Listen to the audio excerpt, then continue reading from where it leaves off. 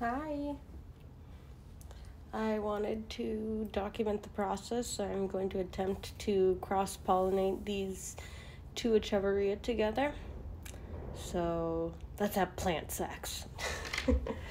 I have a really tiny little brush here, and I'm going to just do what I've seen on the internet. And I'm not going to get too fancy here. I'm just going to attempt to pollinate both of them with each other's pollen. And I think I determined I can zoom in. Let me try and get that. So a little about flower anatomy. This center part, that's the stamen. That's the female part of the flower. And the pollen, which is the male part of the flower, is found in these tiny little, I don't know the rest of the words for this. Those are all the plant anatomy words I know, but I believe there are 10 of those. So each flower has both the male and female components, and I can only do this for the ones that are open. So I'm going to take my little paintbrush here, and I'm just going to grab like I'm a tiny little bee doing the thing. I'd rather be a bee than a fly. So I grabbed all of that, and I don't think you're gonna be able to see it. That's the pearlberry. I'm gonna come over to the Texensis,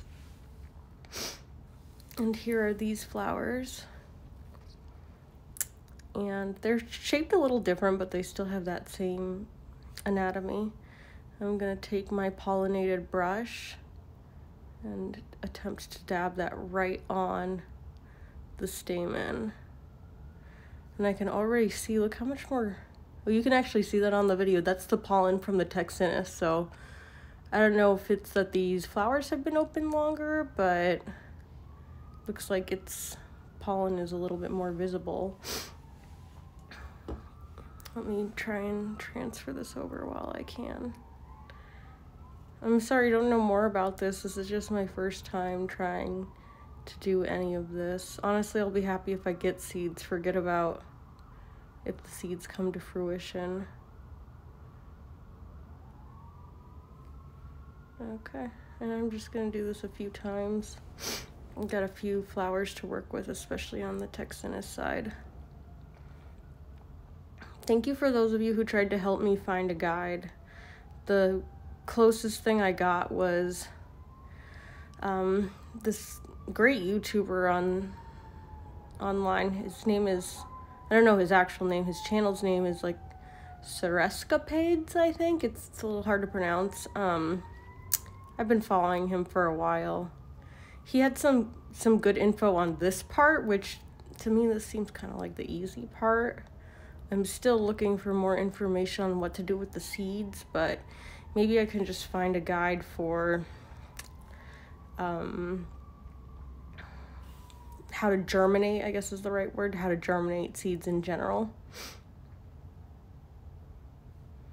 So yeah, that's basically, this is what I had in mind. So do you guys have any questions or any suggestions?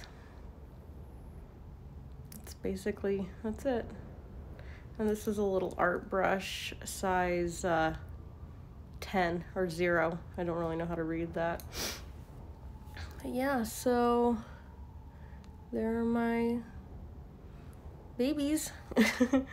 I've got a few other things that are gonna be blooming relatively soon. My Loweye has a bloom that's going. I have a Agavitius Romeo that has a bloom that's probably going to be about the same age as the Loweye, so maybe I'll try and do those two together. Yeah, so that's about all I got. These are interesting too. I'll just take all of these off because normally these Echeveria bloom stalks, they have little leaves, which are what I just pulled off of all of those, but you can like propagate those leaves, which I definitely know how to leaf propagate. But these ones are all like tiny and dry and shriveled and definitely not viable.